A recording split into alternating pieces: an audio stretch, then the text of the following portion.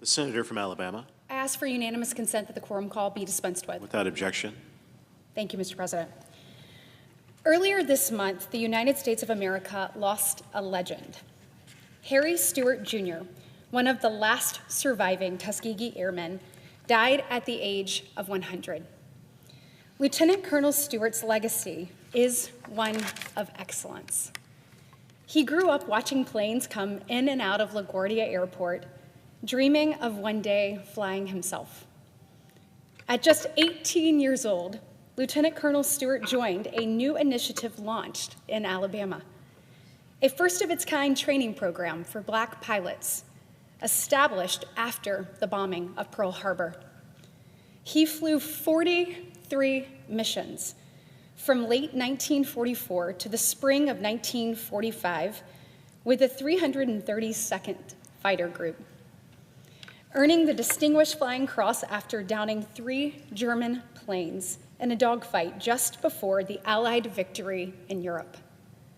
Lieutenant Colonel Stewart didn't recognize the gravity of what he was doing at the time. He said in an interview just last year, he just wanted to serve his country, and serve his country he did.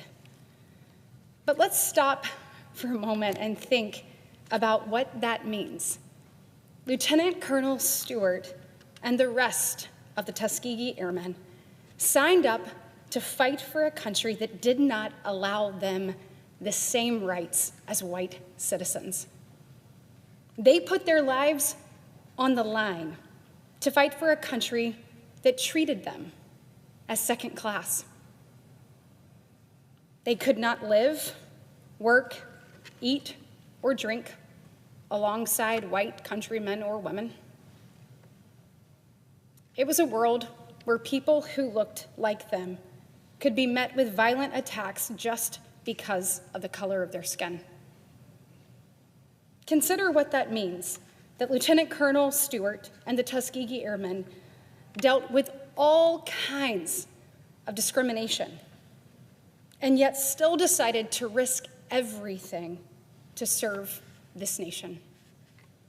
They faced almost inconceivable injustices, but they also believed in the promise of America, even though that promise wasn't being met. They fought for that promise against the Nazis in Europe, and in doing so, blazed a trail for countless others to follow. After the war, Lieutenant Colonel Stewart and 3 of his fellow Tuskegee Airmen won the U.S. Air Force's inaugural Top Gun competition, an accomplishment that wasn't acknowledged, though, until decades later. Unfortunately, that was a common theme for Lieutenant Colonel Stewart after the war.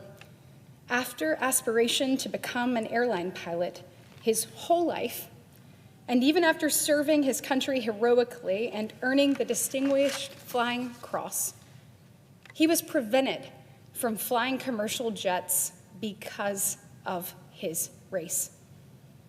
Instead, he earned a mechanical engineering degree from New York University and remained in the Air Force Reserve. He taught the next generations of pilots until being recalled for duty during the Korean War. It wasn't until 2007 that the Tuskegee Airmen received the Congressional Gold Medal for their valor.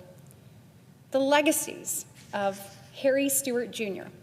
and the rest of the pilots who made history should be recognized as central to America's story.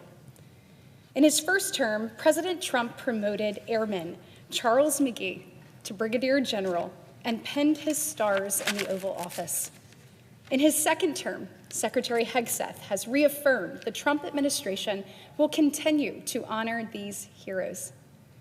And the Tuskegee Airmen will remain role models, not only for the next generation of American service members, but for all Americans.